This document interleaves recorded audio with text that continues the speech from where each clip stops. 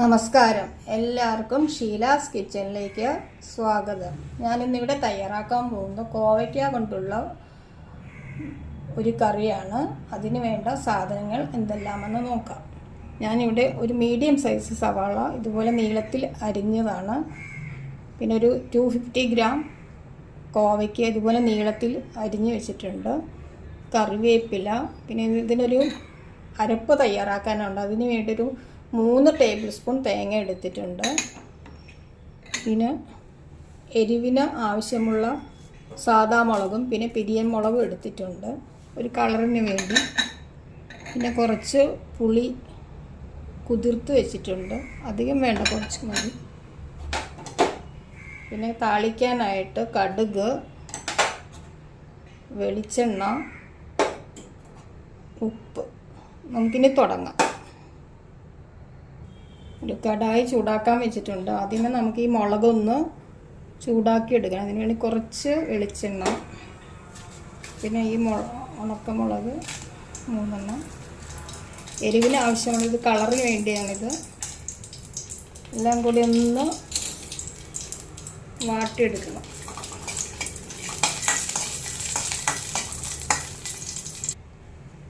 ഈ മുളകൊന്ന് മാറ്റിയെടുക്കാം.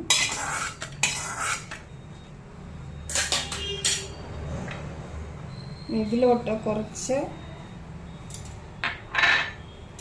മല്ലിയും കൂടി ചെറുന്ന് ചൂടാക്കി എടുത്താൽ മതി. മല്ലി ജസ്റ്റ് എടുത്താൽ മതി. നമുക്ക് ഡയറക്റ്റ് വേണമെങ്കിലും ചേർക്കാം. ഞാനൊന്ന് ചൂടാക്കി ഇടുന്നേ ഉള്ളൂ. രണ്ടും ടേസ്റ്റാണ്.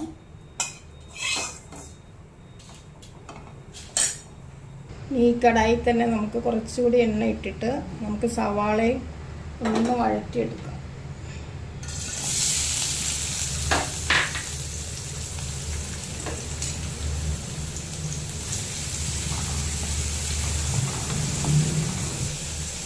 സവാളയൊക്കെ ഒന്ന് സോഫ്റ്റായി വന്നാൽ മതി, കളറൊന്നും ചേഞ്ച് ആവണ്ട. നമുക്കിനി ഇതിലോട്ട് കോവയ്ക്ക ചേർത്ത് കൊടുക്കാം.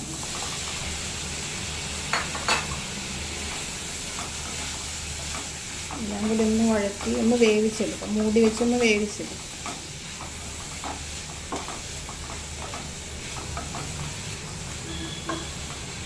ആവശ്യമെങ്കിൽ മാത്രം കുറച്ച് വെള്ളം ചേർത്താൽ മതി.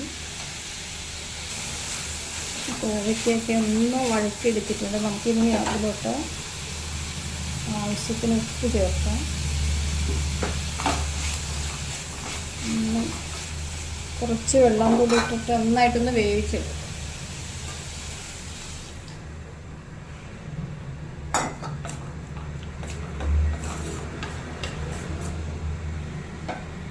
നമ്മുടെ കോവയ്ക്ക വേവുന്ന സമയം കൊണ്ട് നമുക്ക് അരപ്പ് തയ്യാറാക്കാം. അതിന് വേണ്ടി ഒരു മിക്സി ബൗളിലോട്ട് തേങ്ങ ഇട്ട് കൊടുക്കാം.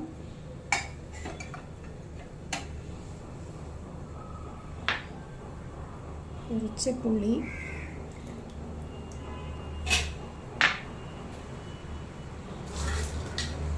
വറുത്ത് വെച്ച മുളക്, മല്ലി,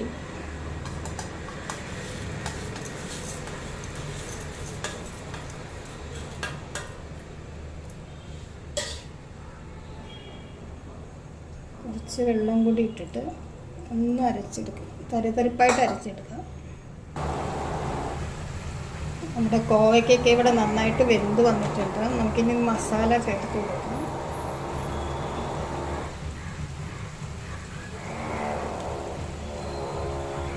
മസാല ഇതുപോലെ മതി, കുറച്ച് തരിതരിപ്പായിട്ട്.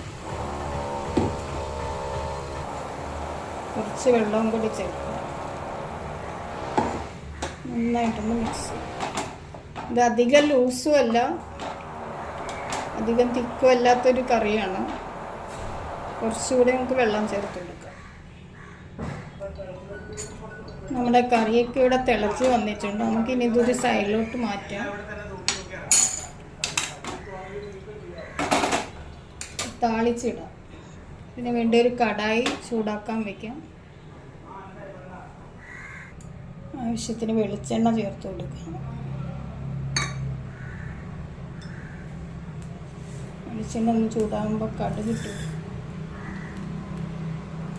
ഇതൊക്കെ പൊട്ടി വരുന്നുണ്ട്. നമുക്ക് ഇതിലോട്ടൊരു മുളക്, വേപ്പില,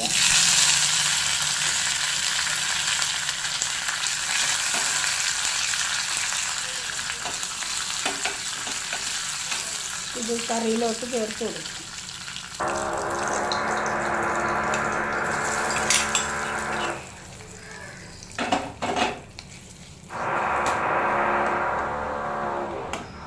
കറിയുടെ റെഡി ആയിട്ടുണ്ട്. ഇതുപോലെ ഇരിക്കും. വേണമെങ്കിൽ കുറച്ചുകൂടി ലൂസാക്കാം. അതിത് വൈറ്റ് റൈസിൻ്റെ കൂടെ നല്ല കോമ്പിനേഷനാണ്.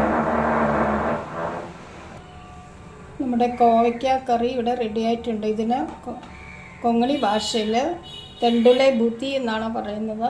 നിങ്ങളെല്ലാവരും ഒന്ന് ട്രൈ ചെയ്ത് നോക്കണം. ഇഷ്ടപ്പെട്ടെങ്കിൽ ലൈക്ക്, ഷെയർ, സബ്സ്ക്രൈബ് ചെയ്യുക. Thanks for watching.